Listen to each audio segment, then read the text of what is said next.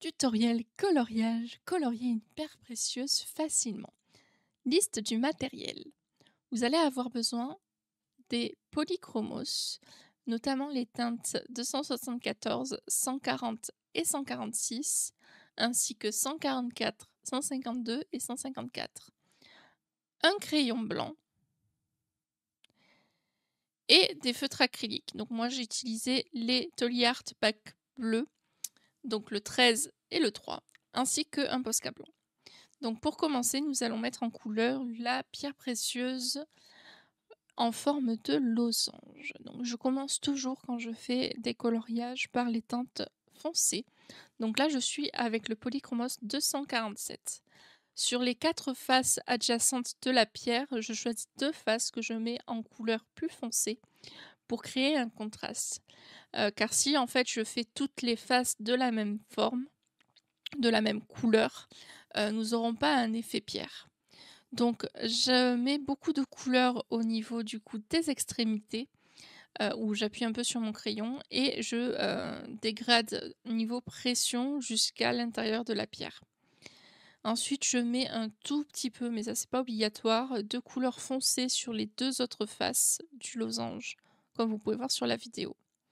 Ensuite, je prends ma couleur intermédiaire qui est ma couleur 140 et je vais du coup blinder la partie foncée de ma pierre, donc sur les 2 extrémités et mettre un peu de couleur aussi au, niveau des 2 autres faces. Donc je procède de la même manière, j'intensifie au niveau des extrémités pour aller jusqu'au centre de la pierre.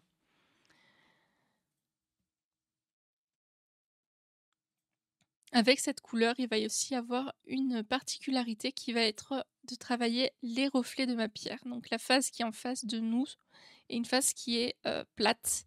Donc, je réalise des traits pour mettre mes reflets. Donc j'intensifie dans certaines parties, je fais un peu ça au feeling et j'essaie d'harmoniser, du coup tous les traits. Ensuite, je prends ma couleur claire, la couleur 146 et je vais tout d'abord passer une couche où j'appuie un petit peu au niveau, des endroits que j'ai décidé qu'elle allait être le plus foncé et je blinde toute la pierre avec du coup ce crayon. Donc autant l'intérieur, de la première face qu'on voit que celles qui sont sur le côté. Et la magie va opérer quand vous allez utiliser le crayon blanc. Donc je vais prendre mon crayon blanc et je vais intensifier les zones les plus lumineuses de ma pierre pour créer mon petit reflet. Donc notamment sur la première face, donc celle qui est devant moi. Et en général, je fais aussi l'arête, qui est vers l'intérieur pour, du coup créer un peu plus de contraste au niveau du coup des différentes faces de ma pierre précieuse. De là, la particularité du tuto, c'est que j'utilise des feutres acryliques. Donc là, je vais utiliser les Tolly Art, le Park Blue and Purple. Vous aurez le lien en barre d'infos, mais vous pouvez utiliser tous les feutres acryliques qui vous plaisent. Je repasse mes lignes avec. Donc je repasse pas mes lignes avec le blanc, donc toutes mes lignes, car je trouve que ça ne fait pas du tout naturel sur les pierres précieuses. Donc c'est pour ça que j'utilise une couleur qui est similaire aux couleurs de ma pierre choisie, de mon dégradé et donc pour celle-ci, c'est la 13, donc du pack Blue and Purple. Donc je repasse toutes mes lignes proprement et ensuite, je vais sortir, mon feutre acrylique blanc. Donc en ce moment, je suis avec les Flicea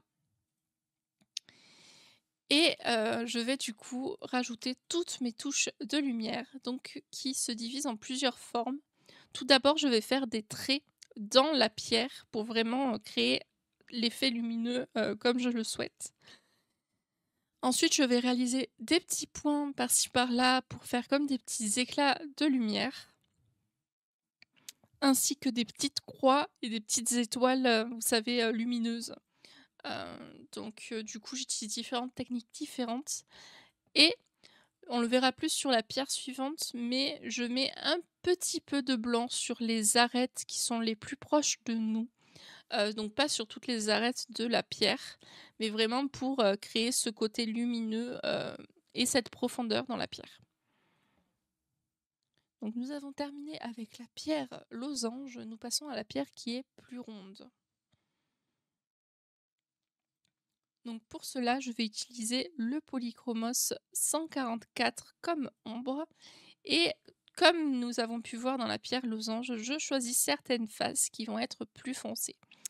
La grosse différence qu'il y a entre ces 2 pierres, c'est, qu'il y a beaucoup plus de faces extérieures. Je fais un peu ça au feeling pour, du coup créer mon reflet, sachant que là, du coup, il va y avoir 3 couleurs différentes sur, mes reflets extérieurs. Donc je fais la même technique, extrémité vers intérieur. Donc je fonce beaucoup, l'extérieur pour, dégrader du coup l'intérieur. Ensuite, j'utilise la couleur 152 et je termine du coup ma petite face, comme vous pouvez voir à l'écran et je rajoute quelques faces du coup de ma pierre avec cette couleur 152.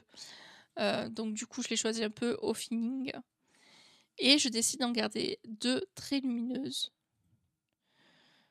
Ensuite, je vais faire, comme on a pu voir avant, les traits au niveau du coup de la face plate qui est en face de nous pour créer mon reflet. Donc cette fois-ci, pour vous montrer, je l'ai fait dans l'autre sens, pour que vous ayez 2 sens différents et que vous voyez un peu de façon différente.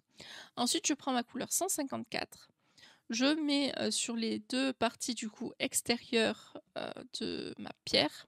J'ai rajouté un peu de 152 parce que je trouvais que c'était légèrement, trop clair et ensuite je suis là en train de, foncer un peu les zones foncées de la face plane et je blinde un peu tout ça, juste avant du coup d'utiliser le crayon blanc comme tout à l'heure. Donc avec le crayon blanc, je vais rajouter toutes les lumières. Donc là, la petite particularité, c'est qu'il y a une des faces que je vais vraiment blinder en blanc. Donc c'est ce que vous êtes en train de voir. Ensuite, du coup, je fais toutes mes petites arêtes extérieures comme je vous ai dit sur la première pierre et du coup, le reflet que nous pouvons voir, sur, la face la plus plate en face de nous.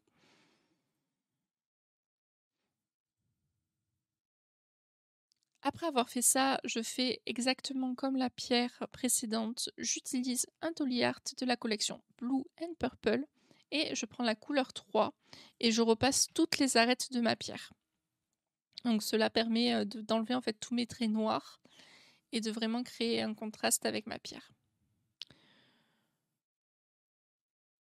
Puis comme dit, là j'utilisais Dolly Art, mais vous pouvez utiliser tout feutre acrylique, d'une couleur similaire pour pouvoir faire cet effet.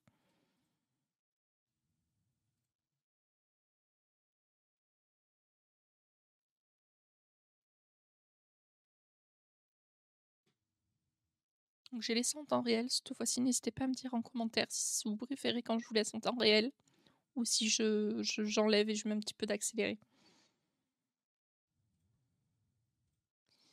De là, nous passons à l'étape du, feutre acrylique blanc. Comme je vous ai dit en ce moment, je suis avec les Flicea, donc là je suis en train de mettre quelques petites touches de lumière sur les arêtes les plus proches de moi, comme vous pouvez voir à l'écran.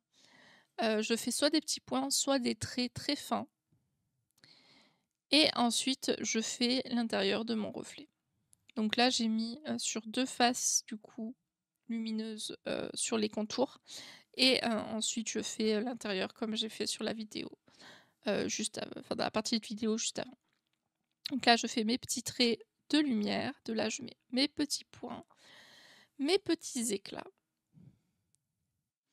Donc ça c'est vraiment au feeling et par rapport en fait à votre illustration, à quel point vous voulez les rendre lumineuses ou pas.